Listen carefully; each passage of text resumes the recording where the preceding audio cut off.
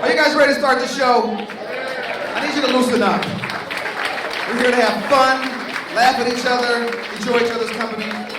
Please welcome to the stage a super humanitarian, global citizen, artist, and chairman of Voted Loud and Grammy Award-winning artist of one of my favorite groups. Please welcome right now Mr. Pras Michel.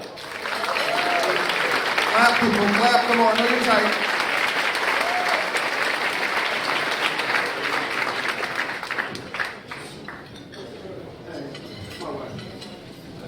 Hello? Sir. I told him he shouldn't do his wife like that. Anyway, I want to thank everyone for coming to this event. First express, how I got involved with this event. I met David Morgan through a good friend of mine. They were coming up with an idea about doing something for multicultural diversity. And I remember when I first met David in Aaron. It was kind of interesting because at some point I realized David was a Democrat and Aaron was a Republican. And I said, I didn't know they still have black Republicans. So he began to tell me about this idea about honoring and highlighting blacks, Hispanics, Asians that are not being honored and being focused on in media. So he asked me, do I want to get involved with it? And I said to him, tell me more about it. He started telling me a bunch of things about it, his idea, his vision, how he sees it, kind of like the White House correspondent, but more diverse. And I was intrigued by it. And one of the reasons why I wanted to get involved is because the work that I know I do, being born in America, parents being from Haiti, at a young age, I understood what it meant to be part of a culture, the first black republic to win its independence. And I always said something to my parents. I said, if I was ever to become something, my whole life would be dedicated to give back. Because I understand being here in the world that we're in today, it's a blessing for me to be able to be here. That's why I was just in Sudan. I flew here, got here this morning. I'm flying back to Sudan tomorrow.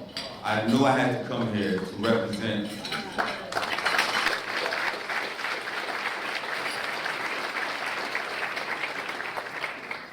I knew I had to come represent because so many times our black folks, we get to a certain pedestal, we kind of like forget where we come from.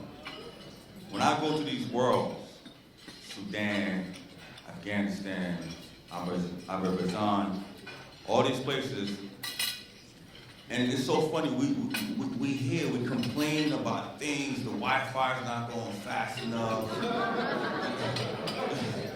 Starbucks, they didn't get my coffee right. But when you go to these places, I remember 2 years ago I went to Azerbaijan. And it was very interesting because when I go, I like to go and kind of like give them a perspective of America that they don't see on television. I just don't. And they said, why are you here? And I said, I just want to come visit and try to understand, get a different perspective from what I'm seeing from my media. And I remember they took me to this refugee place. And when I got there with my team, they were basically saying death to America and all this stuff and how America's this, how America's that.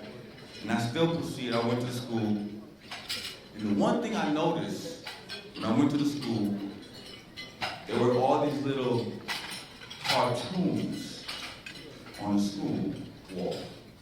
And it was cartoons of Disney cartoons, Bugs Bunny, and different American characters.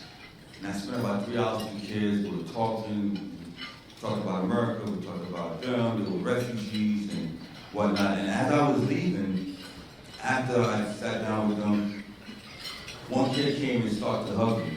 And all these kids came to me and they said, please tell America to come and save us. And they got me thinking, how could we be in the situation we in, to be blessed and not give back? I just don't understand what that means. I have to give back because it's an honor to even be amongst you guys. It's an honor for me to go into Sudan and come back, to be able to fly back and then go back. Why not? So when people ask me why you got involved with the multi-culture event and being part of it, I felt honored to be a part of it because a lot of our kids are dying right here in these streets and they don't understand how good they have it. So if I can go and then come back and explain to them, right in Haiti, you got certain parts of Haiti where these kids are taking mud, baking it to eat. This is not backyard of America. But guess what? You don't even have to go that far. You go to Chicago. And see how many kids are dying in Chicago from gun violence. You go to Baltimore. You go to Alabama. So when I sat down with Dave, I said, Dave, I'm going to take this, put it on my back, and try to do everything I can. That's why the first year, it was tough, it was challenging, put this whole thing together. Because the first thing people said when we see you doing an event, yo, is Rihanna coming to perform? Is Beyonce going to be there? Black folks, like Chris said, there's no music. I told Dave, please don't put no music here, because we don't want this to be a black thing. The only problem, you already know where I'm going with this. Our timing could be a little bit off. Okay? But we're getting there. That's why the first year I had a good friend of mine, Jamie Foxx, come here and be honored. It's a great event. This year is beautiful. I'm sorry I didn't get a chance to talk about I came from Sudan, so couldn't really talk out there. But once again, I want to thank David and Aaron for letting me be a part of this, putting this on my back. And I want to thank everyone that's starting to come here, spread the word. Every year we're going to make this bigger. We're going to celebrate us and not go where we're being tolerated. We're going to go where we're being celebrated. And when you come here, everybody is being celebrated. And I want to let my man Dave Morgan come up here on the stage. And I want to thank you, my man, my co-chairman of this multimedia culture dinner. Looking spiffy, tucked on. Dave Morgan.